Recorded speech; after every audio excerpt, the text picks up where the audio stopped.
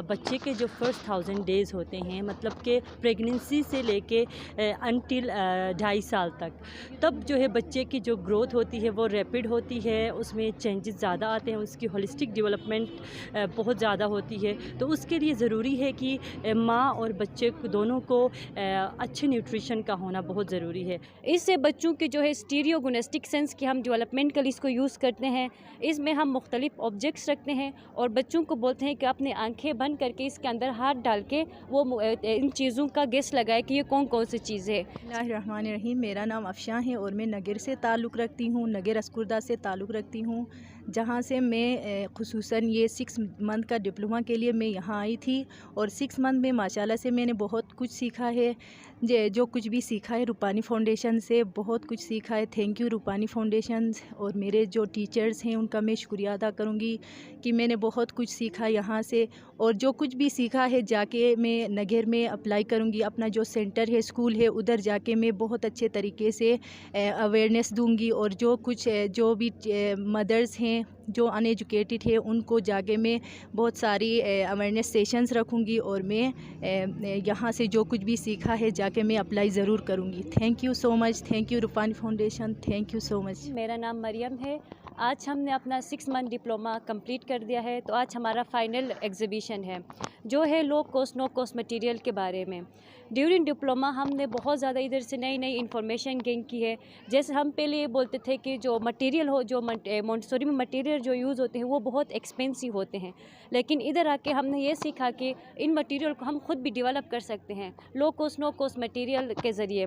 जैसे कि आप इधर देख सकते हैं कि हमने जूट का यूज़ करके हमने एक मिस्ट्री बैग बनाया है जो कि मोंटेसोरी में बहुत ज़्यादा यूज़ होने वाली एक चीज़ है। इससे बच्चों की जो है स्टीरियोगोनेस्टिक सेंस की हम डेवलपमेंट इसको यूज़ करते हैं। इसमें हम मुख्तलिफ ऑब्जेक्ट्स रखते हैं और बच्चों को बोलते हैं कि अपनी आंखें बंद करके इसके अंदर हाथ डाल के वो इन चीज़ों का गेस लगाए कि ये कौन कौन सी चीज़ें हैं थ्रू टचिंग के ज़रिए। इसके अलावा हमने इधर कलर टैबलेट्स बनाए हैं low cost no cost material use करके। ईसीडी में इसका इस्तेमाल बच्चों को बच्चों की कलर सेंस डेवलप करने के लिए यूज़ होता है। इसके अलावा हमने इधर मुख्तलिफ शेकर्स बनाए हैं बच्चों की जो हेयर सेंस है उसको डेवलप करने के लिए, साउंड्स के लिए हमने ये बनाए हैं। और इसके अलावा हमने इधर low cost no cost material use करके फ्लावर्स बनाए हैं जिससे बच्चों की स्मेलिंग की जो सेंस है वो डेवलप हो सकती है।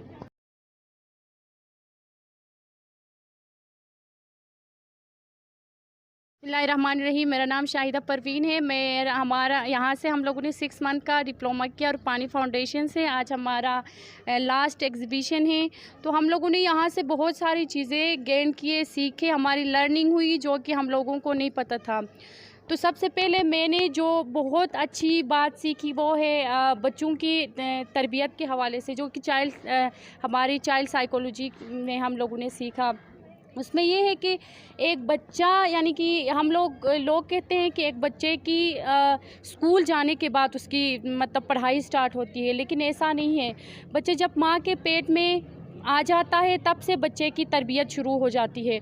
उसमें यह है कि एक माँ को हेल्दी डाइट लेना होता है। माँ अच्छे इन्वायरमेंट पे, सेफ़ एंड हेल्दी इन्वायरमेंट पे रहती हैं, तब उसकी ब्रेन डेवलप हो जाती है। बच्चे अगर एक हेल्दी इन्वायरमेंट में एक हेल्दी माँ रहेगी तो एक हेल्दी बच्चा पैदा हो सकता है।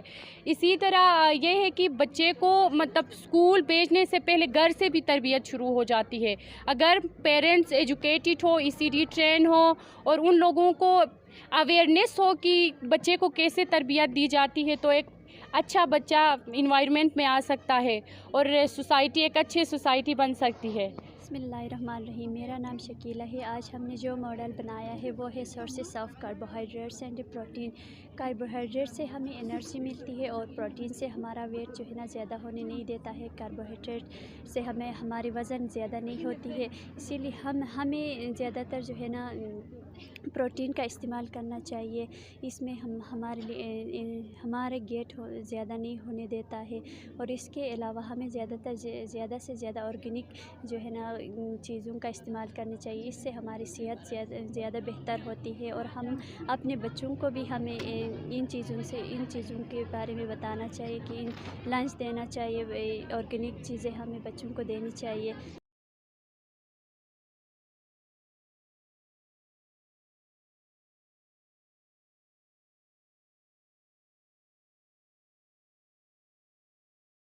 बिस्मिल्लाहिर्रहमानिर्रहीम।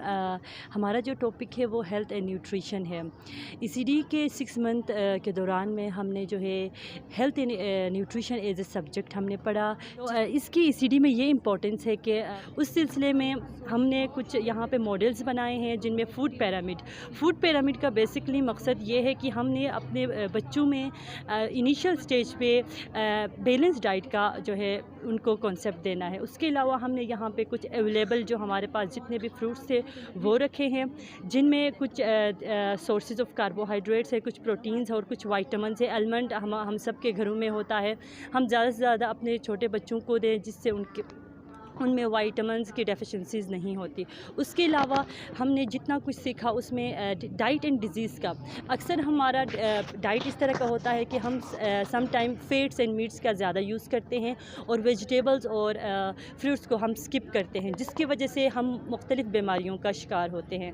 फॉर एग्ज़ाम्पल कैल्शियम जहाँ पे अगर हम बात करें तो हम बहुत कम दूध पीते हैं, हालांकि हमारे हर घर में अवेलेबल है दूध, लेकिन हम बहुत कम पीते हैं, जिससे ऑस्टियोपोरोसिस नाम का एक डिज़ीज़ है जिसमें हमारे जो है बोन्स बहुत ज़्यादा वीक हो जाते हैं और मोस्टली बच्चों में एनीमिया एक बीमारी है जो आयरन डेफिशिएंसी की वजह से होती है। तो यहाँ आके हमें इस जो है हेल्थ एंड न्यूट्रिशन के सब्जेक्ट में हमें ये रियलाइज़ हुआ कि as a ECD teacher, as a mother, हमने अपने बच्चों को किस तरह से एक बैलेंस डाइट देना है और उसके अलावा हम एज ए टीचर अपने जो है स्कूल में इन तमाम चीज़ों को कैसे इम्प्लीमेंट कर सकते हैं अपने जो है पेरेंट्स को अवेयर करने के लिए, और साथ साथ हम बच्चों को किस तरह से हेल्दी और जंक फूड्स का कॉन्सेप्ट दे सकते हैं। उसके अलावा